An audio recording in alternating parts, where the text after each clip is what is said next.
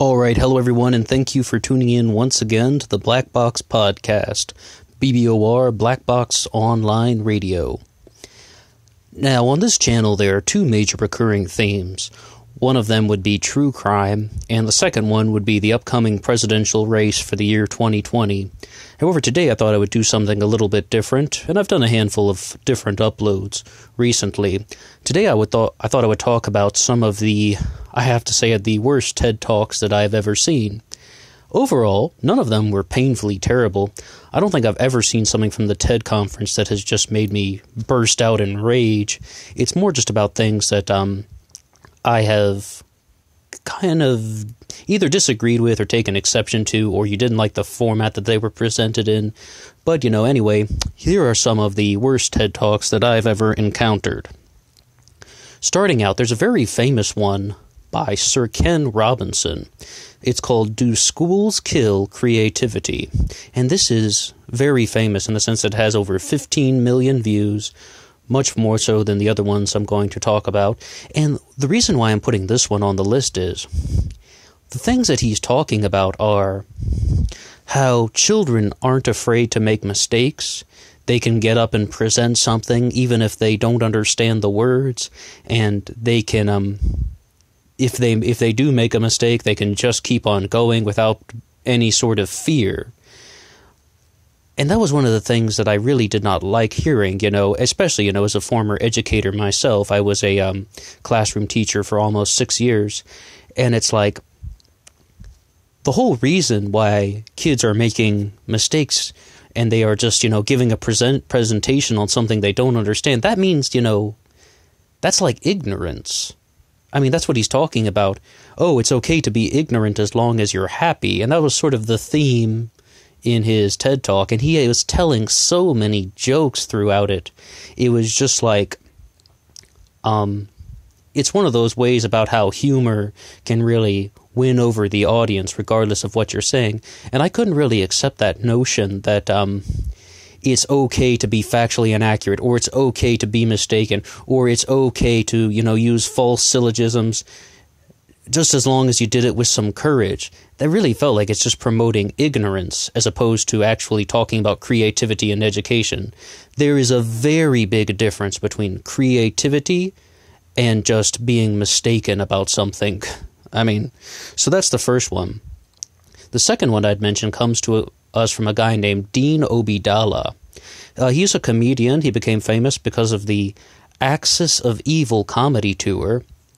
And then I saw him again in the news, and I found out that he hosted a radio show on Sirius XM, the Dean Obeiadallah Show.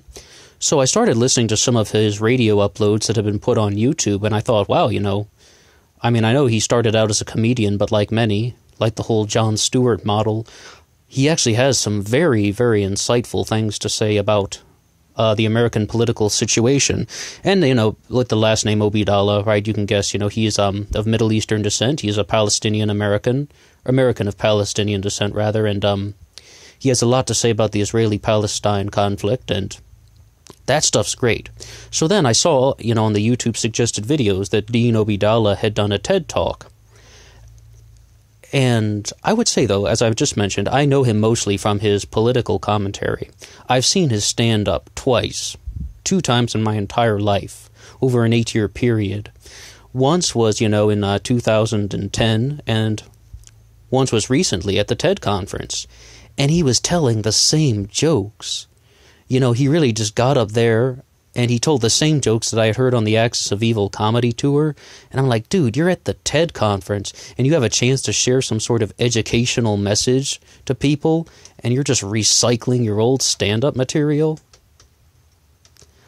I just really expected a little bit more. It's almost sort of like what Bill Hicks said, the comedian Bill Hicks was saying when he said, allow me to fake a smile and plow through this horse shit one more time. It's just like, I've seen a guy stand-up act 2 times in my entire life, and he, in over an 8-year period, mind you, and he's recycling the same jokes. But at the TED conference, I would have really been impressed if he had just created some new material. If you can host, a multi-hour radio show every single week, and you're not going to be recycling the same stuff through that.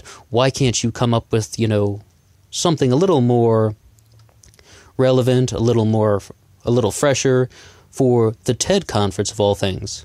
If you had a chance to share an educational message to thousands or hundreds of thousands or 15 million like Sir Ken Robinson, wouldn't you create something original?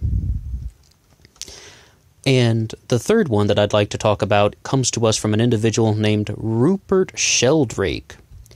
And Rupert Sheldrake did a TED Talk called The Science Delusion.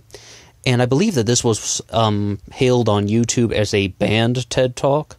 But of course, you could still find it, very easily available with the magic of the internet. And I shouldn't say that word magic, because I'll be a little critical of that in a second. Because that's the entire reason why I am putting Rupert Sheldrake on this list, because of just that subject, magic, and psychic powers. Rupert Sheldrake's The Science Delusion was all about how scientists have their own set of dogmas that they are believing. It's sort of like what he's really trying to say is scientists have their own preconceived notions, their own cultural biases, and their own sort of kind of pre-established criteria that is holding back the development of science. And somebody in one of the comment threads was saying that he's wrong. Science cannot have dogma by definition. And no, he didn't say that. He's not talking about the scientific method. He was talking very specifically about scientists, the people, and their own, as we said, their own preconceived ideas and their own cultural biases. It was really good, actually. This is a very good thing, but there is one line in it that ruined it for me. His very last dogma that is talking about the scientists and their sort of preconceived idea, and is sort of like the refusal to explore psychic powers. That's why I said, excuse me for that bad metaphor about magic of the internet, because the refusal to explore psychic powers. Do you really think that that is something that is holding back science? Refusing to study telekinesis and magic and fairies and pixie dust and communication with the dead. And for starters, those things are unscientific. They are paranormal. Paranormal just means that it's outside the range of normal science, meaning that it comes to us from things like anecdotes or things like folklore and old cultural sayings. I mean, the scientific community is pretty well in a large consensus, that a lot of the things that are associated with psychic powers are not established facts.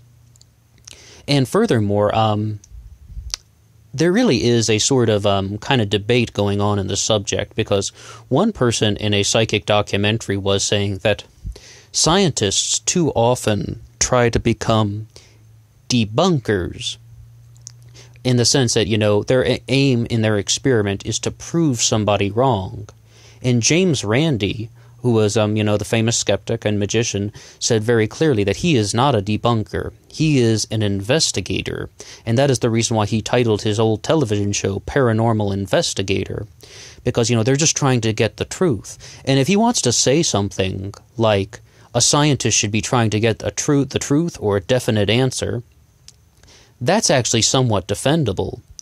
But also, on the other hand, I was just listening to a presentation from a historian recently whose name escapes me, but she was saying that I'm not going to debate somebody on whether or not Elvis is still alive.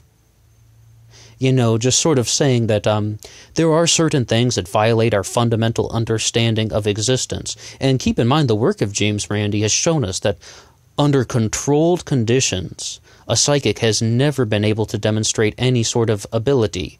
Not once, zero, zilch, nada. So it really just sort of ruined the entire talk for me, because he's actually saying some very, very, very profound things about how we criticize the scientific process. And by that I mean the behavior of scientists and the thinking of scientists and how science became so limited.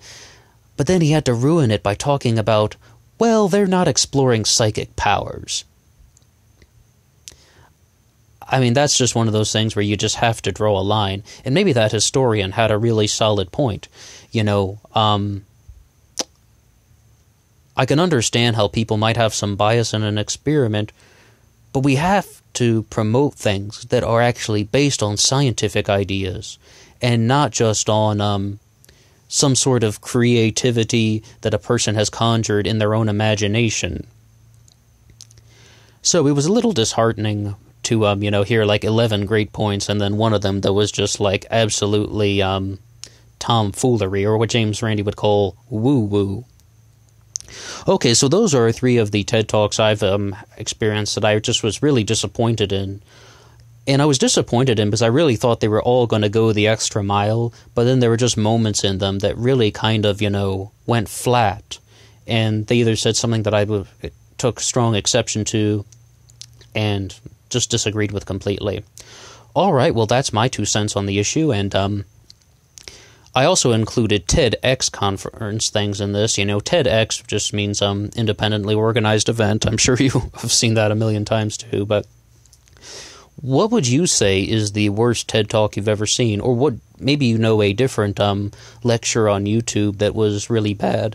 If you have any sort of, things like the TED conference that you've found that you find are exceptionally terrible, please feel free to share in the comments below. And I'll have to warn you, if you're listening to this podcast, you're probably one of 9 or 10 people on the planet Earth.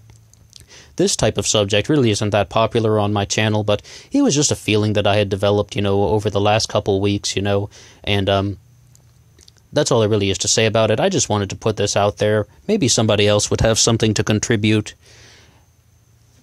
And anyway, if you have any links at all to anything like it, from a TED Talk that you found was especially bad, or something that you just strongly disagreed with, I want to hear it. Drop a comment below, and say anything you'd like to say at all about Sir Ken Robinson, Dean Obeiadallah, Rupert Sheldrake. I'm listening. I'm an open book. I haven't seen everything out there, so there's probably a very, very critical one that I've overlooked. All right, I hope to talk to you soon, and keep in touch.